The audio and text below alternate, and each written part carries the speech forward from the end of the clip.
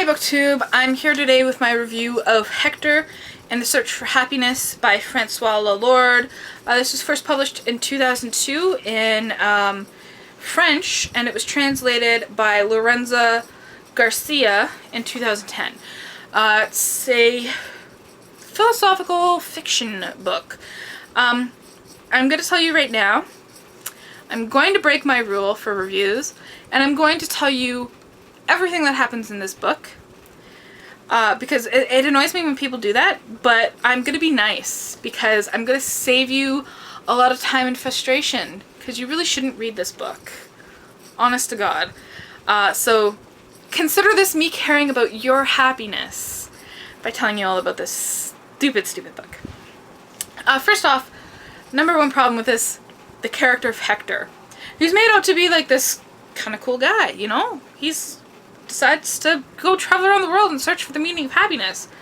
That's really cool, right?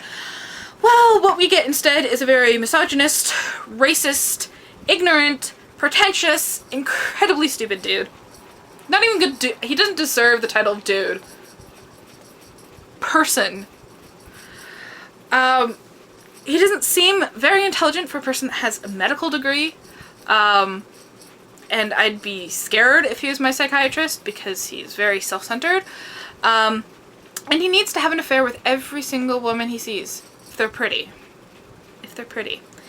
Even though he's in a committed relationship. Yeah, let's get that right out of the way. Anyways, so he's a psychiatrist, and I picked the air quotes out because I really don't think he deserves the title. And he's sick of listening to people's problems. He's like, well, you don't have anything really wrong with your life. I wonder if maybe you have depression or something, you know? It doesn't come to that conclusion at all. It's just like you're complaining about problems that are small and don't deserve my attention. Really, is really what it comes to. So he decides to take time off and to travel around the world trying to find out what happiness means. He goes to China, Africa, and the United States, which he doesn't call the United States. He keeps calling it the land of more. Uses these stupid little phrases like this. So, first place he goes to China, and he's surprised to see Chinese people everywhere. What a shock. What a shock. Going to China and seeing Chinese people. Who would have thought, right? Simultaneously, at the same time, he's disappointed that he's not getting the authentic Chinese experience.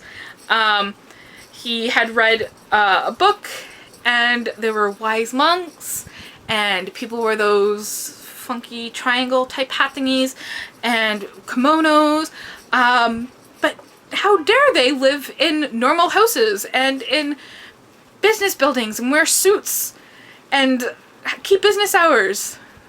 Let me read a passage for you. Hector was very surprised when he arrived in China. Of course, he hadn't expected it to look exactly like in the Blue Lotus, but even so, he found himself in a city full of huge modern glass towers, like the ones containing offices that had been built around his city. Only this Chinese city was at the foot of a small mountain by the sea.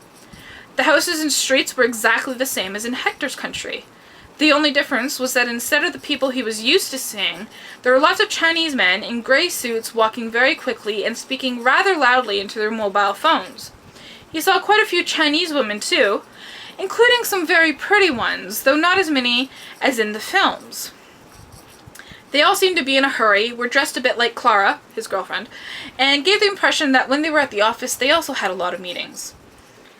In the taxi on his way to the hotel, Hector saw only one house, get this, that looked like a proper Chinese house with a funny shaped roof.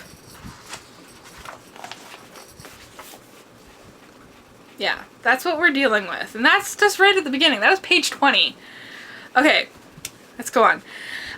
Then he has an affair with a Chinese prostitute and falls in love with her. And dreams about rescuing her until he realizes that, you know, maybe he should probably just let things be and carry on with his girlfriend. You know, his committed girlfriend that he's been with for a long time. Then he says, okay, well, you know what, forget all about it. I'm going to Africa. And there he's happy because he has the true African experience of seeing children begging in the streets, of talking to drug lords, and getting kidnapped by them as well. Yes, he gets kidnapped by them. And all the time he's sitting there in the closet going, oh, this is so great. This is such a wonderful experience. I can sit here and contemplate what it means to be happy. Oh, meanwhile they're talking out there about killing him, and he's just like, no, they're not gonna kill me. I'm gonna live. Very frustrated with that scene. And then he sleeps with a woman whose name he doesn't even bother to learn. She's referred to as Mary Louise's cousin. No name, just Mary Louise's cousin. They go out and they have sex, and he doesn't even bother to learn her name. Then he decides he's going to go to the Land of More and meet some real psychiatrists who are a lot smarter than him. And he's surprised. He's like, you're so smart. You know the scientific method, and I have no idea what you're talking about. Oh, here, you know, look at my list and pat me on the back. Aren't I so intelligent? And they're just like, yeah, okay, yeah, you know, like, that's whatever. But we have here scientific proof. And we use the scientific method, and it's been peer-reviewed. And we have evidence, and we're continuing to study this. We're not just traveling around and talking to random people. And then they teach him about the scientific method, and he forgets all of it, and he proceeds to write, women care more than men about making others happy. They just told him that these generalizations do not equal science, and he happily writes this along, thinking that, you know, he's told the truth. He's found something that no one's ever heard of before, you know? And it's just like, all these lists, I'm gonna read some of them out to you, because they're ridiculous, are things that you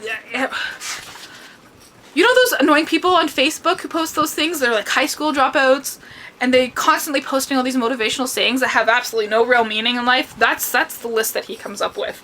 Happiness often comes when least expected. Sometimes happiness is not knowing the whole story.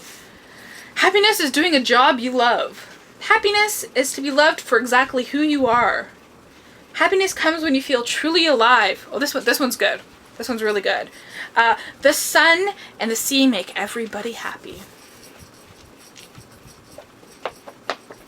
The writing in this is actually, it started out really nice. It was very simple, straightforward, and it was almost like he was talking like to a child, except he, you know, it's not for children because he has affairs and he gets kidnapped by drug lords.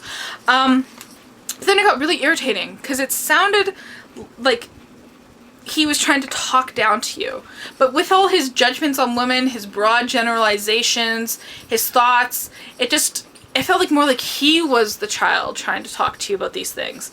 And he wouldn't come out and say things in adult tones. Like when he has an affair, he says, we were doing the thing that people do when they're in love. Which is what? People do lots of things when they're in love. Like, they smile, and they skip down the street, and they hold hands. What? It's another book throwing. That's how I feel about that book. Skip it. Don't read it. I'm gonna watch the movie, though, because I've heard good things about the movie. So I hope they change the character, because the premise is so good. The premise is so good. But it's the execution, and, just cringeworthy. Don't read this book. Save yourself the time. Thank you for watching.